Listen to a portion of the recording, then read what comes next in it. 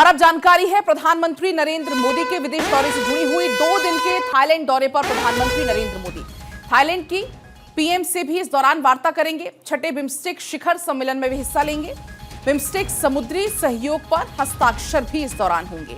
तो ये जानकारी है प्रधानमंत्री नरेंद्र मोदी के दौरे से जुड़ी हुई। 3 दिन का दौरा है जिसमें 2 देश कवर होने वाले हैं। थाईलैंड और श्रीलंका का दौरा प्रधानमंत्री नरेंद्र मोदी करने वाले हैं। रवाना हो चुके हैं प्रधानमंत्री नरेंद्र मोदी।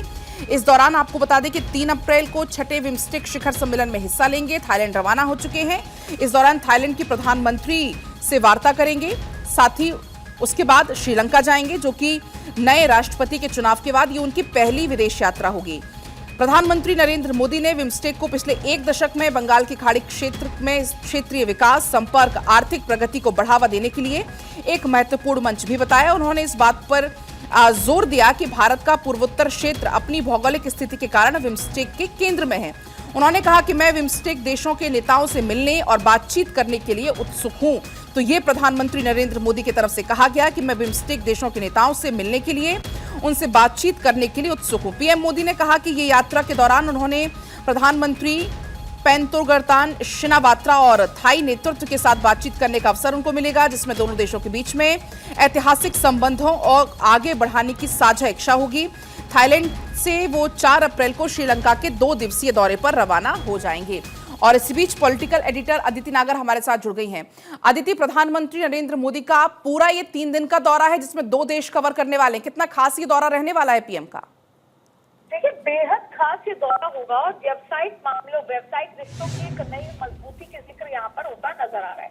आज सुबह वो रवाना हुए, तस्वीरें हमने देखी और देखिए प्रधानमंत्री नरेंद्र मोदी का 2 दिवसीय थाईलैंड यात्रा जो आज से शुरू हुई और इस यात्रा में दोनों देशों के व्यापारिक संबंधों की मजबूती की उम्मीद मिल रही है। और देखिए, थाईलैंड के साथ व्यापार भारत का आज का नया नहीं है, पुराना रिश्ते हैं और उसी रिश्तों को और प्रगाढ़ करने के लिए आपने देखा कि प्रधानमंत्री पिछले 11 साल में जहां जहां गए हैं, या तो उनको वहां पर उस देश का सबसे सर्वोच्च सम्मान दिया गया है, चाहे फिर वो इस्लामिक देश हो, और इसके साथ साथ वहां पर ट्रेड के साथ जो संबंध जिस तरीके से स्थापित हुए हैं कल्चर के साथ, यानी कि आपके ट्रेड के व्यापारिक बायलैटरल संबंध तो हैं ही, साथ में सांस्कृतिक संबंध भी जिस तरीके से वहां स्थापित किए हैं।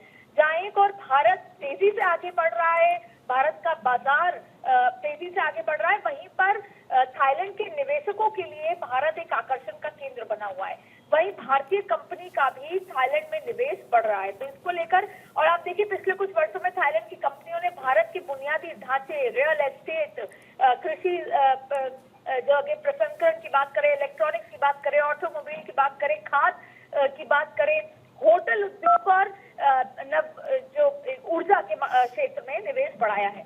2021 में global renewable synergy company limited ने भारत के नवीनीकरण ऊर्जा क्षेत्र में कम से कम 4,553 के आसपास लगभग, अगर मिलियन डॉलर की बात करें, जो कि करीबन 37,000 करोड़ रुपए के आसपास आता है, वो ये निवेश किया था। तो इन निवेशकों के आंकड़े बताने का मतलब यही है कि थाईलैंड के, जैसे वाणिज्य मंत्रालय के मुताबिक 2023 में भारत और थाईलैंड के बीच कुल व्यापार 16.04 अरब डॉलर का किया गया है।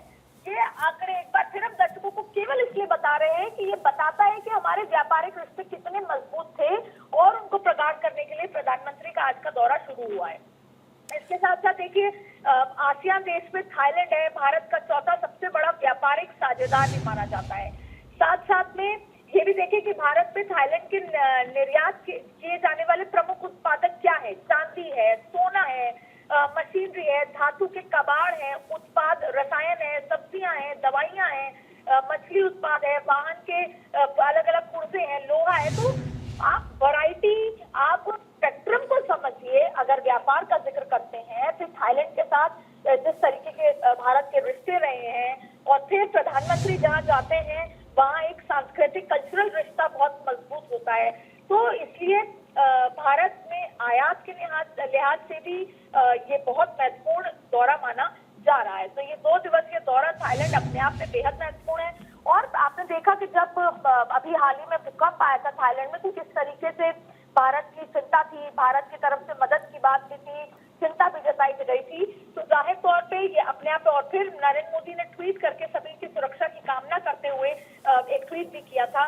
तो ये अपने आप में बेहद महत्वपूर्ण जो दौरा है वो माना जा रहा है। जी बिल्कुल अदिति, क्योंकि इतनी बड़ी त्रासदी अभी हाल ही में थाईलैंड ने झेली है, लेकिन इसके बाद भी इसको टाला नहीं जा सका। इससे हम ये समझ सकते हैं कि बिम्स्टेक जो सम्मेलन है, शिखर सम्मेलन, कितना खास रहने वाला है। अगर इसको हम सरल शब्दों में समझना चाहें आदित्य, क्योंकि इसकी जो थीम है वो भी यही है कि समृद्ध, लचीला और खुला।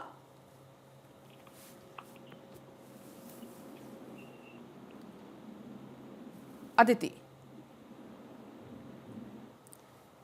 तो देखिए, प्रधानमंत्री नरेंद्र मोदी का ये दौरा बहुत खास है, क्योंकि इसका जिक्र हम कर रहे थे बिम्स्टेक के इस बार की थीम की, तो इस बार की थीम भी यही है। छठे शिखर सम्मेलन का विषय यही है, बिम्स्टेक समृद्ध, लचीला और खुला, जिससे आप समझ पाएंगे कि कैसे इस दौरान नेताओं के द्वारा सहयोग और अधिक गति प्रदान करने के तरीकों, समाधानों पर विचार विमर्श किया जाएगा।